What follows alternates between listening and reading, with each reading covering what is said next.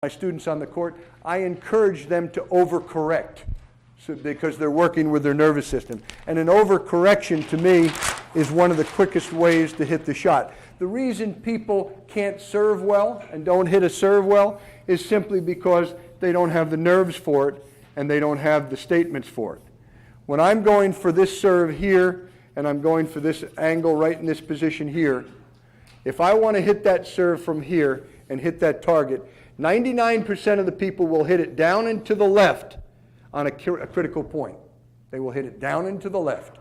It will go more toward first serve, no less second serve. It will go down and to the left because they tighten up. And when they tighten up, they start to pull down a little bit quicker and it comes to the left. That's fine. If they hit it there and they know that that's a tendency, then what I want them to do the next time is miss that serve, then say to themselves, I'm going to miss the next serve out here. Now what I've done is I've told my nervous system what the parameters are of that target. But I am never going to hit this line or this target unless I'm willing to miss that ball wide. Is it good to make errors? Yes. Is it good to make continuously the same error? No. Two totally different ball games. So I encourage my players to go through an overcorrection. Now, once they've gone here, they know what it feels like. Once they've made the adjustments here with their nervous system and their grip or whatever they need to do, the toss, they know what the parameters are. Now all they have to do is what? Split the difference. Split the difference. It's magic. It's unbelievable. Same thing with a volley. If they're up here in a volley position and I'm asking them to go for a deep volley in this area here, 70-75% of the balls are going in this area. Why? They're scared to death to hit it long. They have a tremendous fear complex to hit that ball long. So as a result, they will never hit a ball deep. And they're going to lose the ball 85% of the time when they hit the ball in this position. What do I need to do? I need to encourage them. If they hit the first ball short, the next one goes long. And literally ask them to hit it long. What are they doing? They're training their nervous system to follow their directions. And they're starting to feel the parameters of it physically so that they can make that adjustment. Now, what is this again? This is self-talk. This is self-talk and eliminating the fear of missing a shot. I cannot hit that volley there unless I'm willing to hit the volley here. If I'm willing to hit the volley here, then I can start to get the parameters of what I need to do with my nervous system to get it there. The machine is a wonderful machine, physically and mentally. The problem is most people fail to use it properly and appropriately. They don't give us the good owner's manual, so we used to figure it out on our own. Yeah. When they're doing it. But this becomes important because next what we're going to do is get into the meat and potatoes of what we're going to go through mentally. And I think it's important for people to see what the real problems are and where they stem from. A few minutes ago, we went through the question and answer as to whether you have perfect timing or coordination. Okay, we're all on the same page because we don't. And none of the top players do either. The difference is the pros know it. Their livelihood depends on it. Their success depends on it. It's their profession. It's their life's work. So they're going to make the corrections. They understand those limits, and they're willing to discipline themselves to play within those limits. Or if they want to expand them, they work hard enough to do so. But I think it's important to understand what we need to concentrate on. So I like to set up a very interesting set of priorities. And I call it the priorities of a successful shot. If I were going to ask you what the priorities of a successful shot are, what would you say the first one is? Yes? Balance? Very good. I like that. Any other suggestions? Priority of a successful shot. Pardon? Contact. Yes, I like that. Contact follows subsequently the movement to the ball and getting to the ball, balance and everything like that. But the most important thing is to make solid contact with the ball. If I don't make solid contact, and I'm not talking about hitting the ball in the sweet spot. There are studies that show that most people don't only hit the ball in the sweet spot 5% of the time. That's not the point. It's that you hit it solidly with the racket. And you're not missing the ball or you're not hitting it on the frame. So the first priority of a successful shot that I evaluate is to make solid contact with the ball. If I make solid contact with the ball, I am well on my way to hitting a successful shot. But I must do that first. Must move, get into position, prepare, be on balance, make solid contact. But the contact is the most important part. So here we go. Make solid contact with the ball. Now, number two, after I've made solid contact with the ball in a sequential order, what next must I do in order to hit a successful shot? What's the second priority after I've made solid contact with the ball? Positioning. Who said that? Good, I like that. Anything else? Pardon? Have a target. I like that. What was that? Over the net. That actually could be in terms of target too, but I like that. That's more specific. I'm going to go over the net. Now remember something. I told you these were going to be simple. Bruce has to be able to answer these, okay? So don't look for the complex answers on these. Contact with the ball solidly. Number two, once I make solid contact with the ball's got to go over the net. Now, one of my kids at Vanderbilt University, which has pretty good academic standing over a period of years, really smarted off to me one time and set me straight. He said, "That's not true, Coach. Not true. You can hit it around the net. You can. And on rare occasions, that works.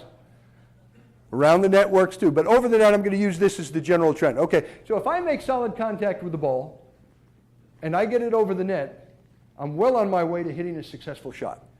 What's the third priority that I have to do in order to hit a successful shot? It's got to be inside the lines. Right? Isn't this fun? This is simple. 3, it's got to be inside the lines. It's so much fun, but nobody does it. You know, those are 3 different habit patterns. Making solid contact with the ball is a totally different habit pattern from getting the ball over the net and getting it inside the lines. No doubt about it. Now, here's a tricky one. At a lower level in the game, what do most people consider a successful shot? Or even at a higher level, we all consider it a successful shot. What do most people at a lower level, though, try to do at a lower level to win the point, to hit a successful shot? Get it over the net, consistent. Hit a winner. Okay, a winner means that basically you're going to hit it away from the person, number one, and probably pretty hard. Let's just use away from the person. So their habit pattern then is away from the opponent. Away from the opponent.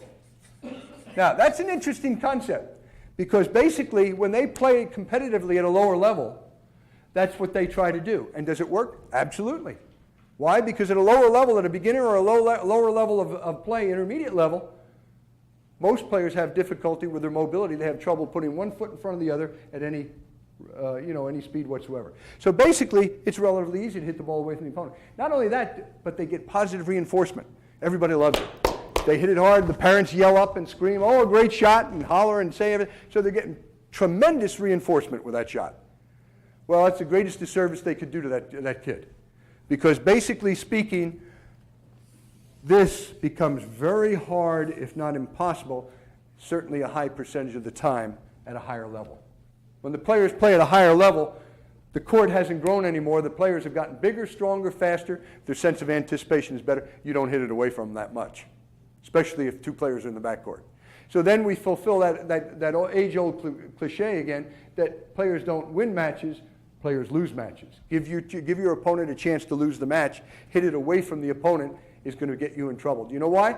Because if they hit it away from the opponent and they're successful when they're younger and they get the standing ovations and everything like that, as they play the better players, they go out there and they still try to hit it away from the better player, and what happens? They succeed. They hit it in the sidewall, they hit it in the net, they hit it in the back fence. It's away from the player every time. But they've made an unforced error. So this program is not a good program. Be careful of what you wish for because you're liable to get it. And this is one of the ones. The court doesn't grow as they do. The court gets smaller because the other players get faster. So what wins at a lower level very often is not necessarily going to be that successful at a higher level.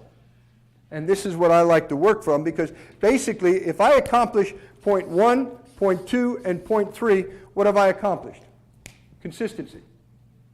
I haven't missed a shot. Contact, I've gotten over the net and inside the lines. What wonderful habit patterns form. These, to me, are the priorities of a successful shot. Now, if I want to form these habits and I want to be successful with them, and I break it down into thinking about, well, I don't have a perfect machine, my timing may be off, it may change from time to time, what am I going to do what habits am I going to form in order to make solid contact with the ball? What can I do to increase or enhance the chances of making solid contact with the ball. We just said that's the first priority of a successful shot. Mobility. I have to get to the ball, yes. But even before then, how do I know where to go? Watch the ball. Watch the ball. I have to see the ball come off the other person's racket, don't I? In order to know where it's going to go. So in order to make solid contact with the ball, one of the habit patterns that I have to form is one of the basic foundations of the game that so few people ever do. Watch the ball. Watch the ball. If my timing is off and I'm having trouble with making contact with the ball, one of the things that I can do to enhance the possibility of making solid contact with the ball is watch the ball better. Watch it leave my opponent's racket. Watch it bounce if it's a ground stroke. See the different way it's coming up. And watch it make contact or move into my strings so that I'm coming through here instead of looking up with the shots. This is what I have against teaching kids the open stance and the whippy strokes from day one. The average kid, not the gifted athlete. I think it depends on the level of that athlete. But as a general rule, if we're not working with a gifted athlete who's going to go out there and make a pro career out of tennis or certainly become a college athlete, that's going to be awfully tough for them to do at the early stages of development. And also, why it is because they don't have perfect timing.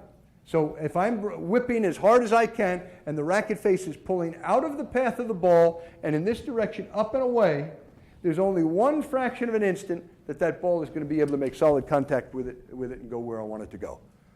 So I've created a monster. The stroke itself is not wrong. The problem is not with the children. It's basically that it's too demanding. It requires too much perfection. And that timing is going to come and go. And consequently, the kids have good days and bad days. They can't hit a ball in the court some days. Well, that to me is not a good enough excuse. It's interesting is the no commentators watching Federer now, how they marvel at how still his head is when he's hitting the ball now. Yeah. And what you're saying about everybody else, how good he is at doing that when everybody else. And nobody has done it as well as Federer since Chrissy Evert and Bjorn Borg. Those were the two great watchers of the ball. You can pick up almost any magazine today that has a picture of Federer. There's a Southern Cal tennis magazine. Racket's gone, ball's gone, eyes are still there. And the interesting thing about it is with the dynamics of the strokes today, it becomes so important to watch the ball even closer. You have to see it better because your nervous system is going to react to tracking the ball as you do it. If you don't see the ball, you can't hit it. Yes?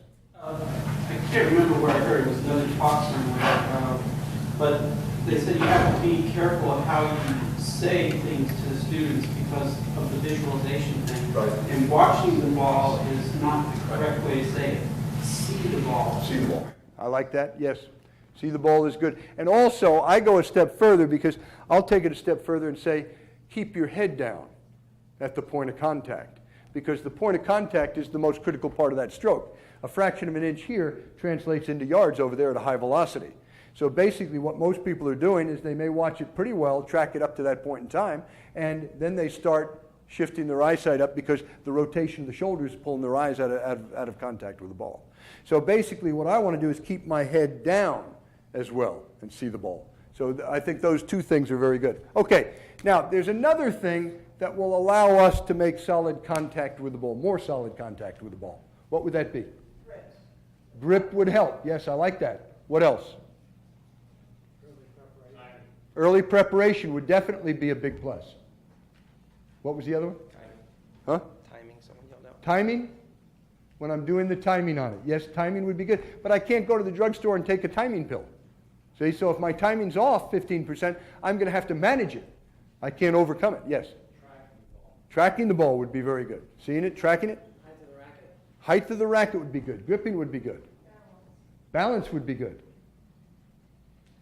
I'm having trouble still hitting the ball. I'm watching the ball. Racket's pulling off that ball. My timing isn't perfect. Some things I can do certain things about, some things I can't. Lengthen the contact. Say that again? Lengthen the contact. Lengthen the contact point. Flatten out the stroke a little bit more. Slow the racket down or even stop it. I call it emphasizing the follow-through. The follow-through is that critical part of the stroke that occurs after the point of contact. Okay? So here we are with the modern game again, teaching boom this and boom this, and we're pulling the racket out of the path of the ball at a high velocity, do not have perfect timing, haven't hit 50 million balls like the top players have, so we can't really do it. So we need to watch the ball better, and then we need to smooth out the stroke, in my opinion, and get the point of contact going through the ball a little bit longer. Ball doesn't stay on the racket longer, but I do keep my racket face in that tracked area that I'm coming through. So instead of having a fraction of a moment here that you can make solid contact with it and take it where you want it to, now you've got 1, 2, 3, 4 moments in time that you can press through that ball, coming all the way through. Now, what's the problem? That makes good sense. That's excellent. Or even stop the racket, do a block. Now if my timing's off, my racket's still here. I'm able to make solid contact with that ball, and the ball's going to go in the direction I want it to go. But why don't we do that? Because we are so in awe of the perfect, boom, stroke like this, coming up like this. And the kids see it on TV, and they see players do it. Of course, they disregard the fact that these players are extraordinarily talented athletes, number one, and number two, have dedicated their life, soul, and every spare moment of their life since they were infants to play the game. And now they're seeing the finished result of it. You know, they ought to have a directive on the TV screen when you watch the U.S. Open or something like that. Don't try this at home. This is for professionals only, you know, because that's basically what it comes down to. But that's the selling point. The loud boom mics, the commentators talking about what a spectacular shot it is. It's appealing. It's enticing. Chris. Somewhere a long time ago with Tom Martin, he talked about how with the open stance, it gives us a longer contact point. Not coming off the ball like you're just talking about, but do you agree with that? Or? Say that again, Chris. That with the open stance, there's a better chance of having a longer hitting zone. I don't believe so. Okay. I disagree with that, yeah. And that's a good point that you bring up, because to me, I can increase the length of my follow-through by closing the stance and smoothing out the stroke with a wide base.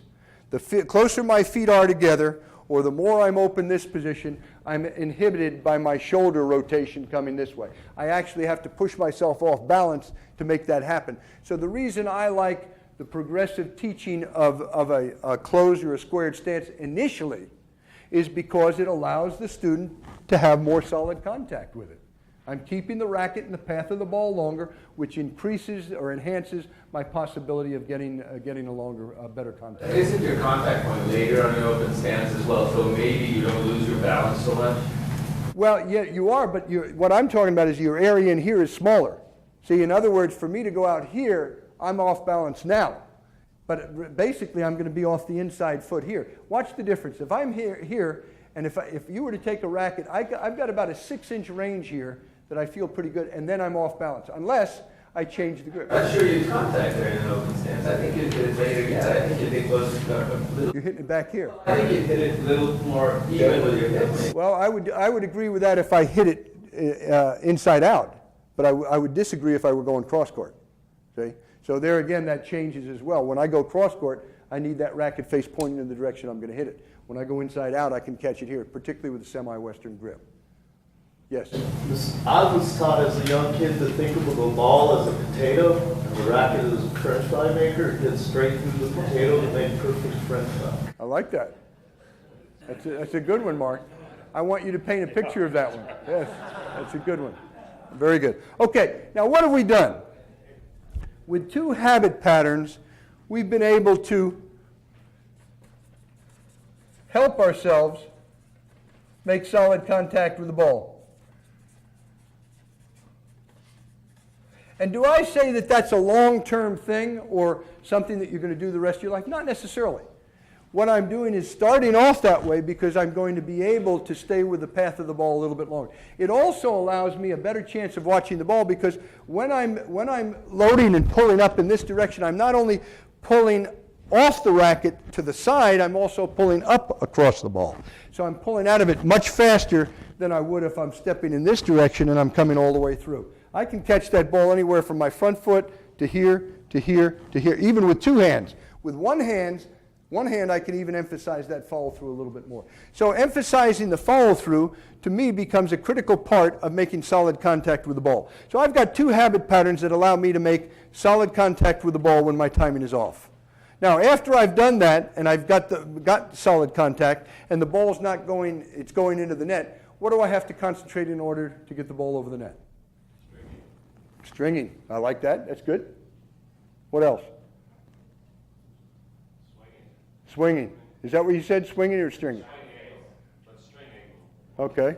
You mean the way the racket face is pointing? Swinging up through it, okay? Starting low and finishing high, more. Height over the net. I think it takes two parts. It takes the swing, but it also takes the goal of aiming it high.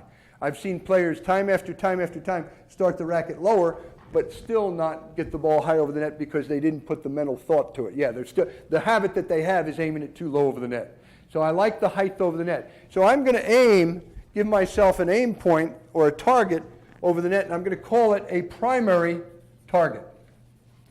That's my first of target. My primary target is the target over the net. And generally speaking, you can come pretty close to about a 3-foot area over the net as far as I'm concerned. I don't think there's any arbitrary height, but basically, very seldom, if ever, do I see people hit the ball in the bottom of the net or hit the court before it hits the net. They will either hit some part of the net or it will go over. So a 3-foot margin over that net is pretty good. I use targets. I use helium balloons. I use the cords across the court. I use all kinds of things that I can to give them a specific target over the net, because that helps them get that specific thing. The best success I've had is helium balloons, because when they hit them, they take off, they go into the roof, or they take off, they feel really good about that. But that primary target is critically important, okay? Last but not least now, in order to be consistent, I've got to watch the ball, emphasize the follow-through, get the primary target over the net, and now inside the lines. Inside the lines. What should I do in order to enhance or increase the chances of getting the ball inside the lines? Yes? Bend. Spin. Top spin. Okay, top spin. Yeah, top spin. I like that. Anything else? Pace. Pardon? Pace. Pace. Okay. Plan ahead. Pardon? Plan ahead. Plan ahead. What do you mean by that? Shot selection. Okay, shot selection. I like that. Ah, there we go. Aim for the center of the court. In other words, aim at a conservative target. Like we did here for the height over the net, we put the thought with the action. We need to put the thought with the action again if you're going to be successful for a habit. So I think the important part again is that I'm going to make that target inside the lines. And the targets targets can change again over the period of time, and you can put them in different positions. But the targets that I like to start off with, most people that are reasonably coordinated and are at an intermediate level, are in those spots. They're in the middle of the back quadrant on each side. So basically, when I ask my people where they're aiming the ball, if they say cross court, I want to know that they're going for this target here on a forehand cross court. I want to know that they're going here for this backhand cross court. Interesting, because Bjorn Borg, who may not have been the best player who ever lived, but certainly was one of the highest, if not the highest, percentage players I've ever seen. He was unbelievable. His tournament record over a number of years was astonishing. And he was one of the people that did two of these things that I think worked very well. One is he watched the ball. I've never seen a photo of Bjorn Borg without his eyes down at that point of contact when he was finishing that ball. Same with Chrissy Everett, and the same with Federer at this point in time. But basically, these are the target points. These are conservative. They're what? Maybe 7 or 8 feet from this position here. They're 8 or 9 feet from this position here. So now, if that's my focal target point, if I mistime and mishit that ball by a moderate amount, I wind up hitting the ball in this area here. Most people do not have a concrete aim point on the court. And that's a conditioned reflex like anything else. If I aim at a target here enough times, we talk about the balloon targets, we talk about targets on the court, whatever it may be, number one, I get the feedback. I'm not satisfied until I hit the target. Borg made an outstanding statement many years ago, and he said, whenever I hit a ball, I aim actually about 1 yard to 2 yards beyond the service line and about 2 to 3 yards inside the sideline.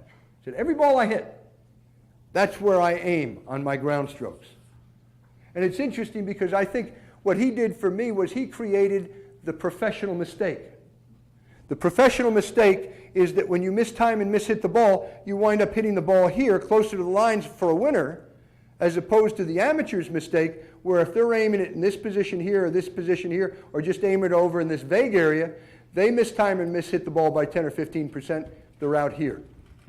So he turned his errors into winners, and he was phenomenal with it. I've seen him play complete sets of tennis without ever hitting a ball into the net or long. Into the net or long, complete set of tennis. And it doesn't happen by accident. So what we're talking about, again, is managing the imperfections that we have with habit patterns that fulfill the priorities we need to have a successful shot. And those are the habit patterns. These are generic habit patterns. Notice I'm not talking two-handed, one-handed. I talked a little bit about loading and unloading and things like that, but only because I think they reduce the margins that we do. We must create the margins of error that allow us to deal with our imperfections when we're playing.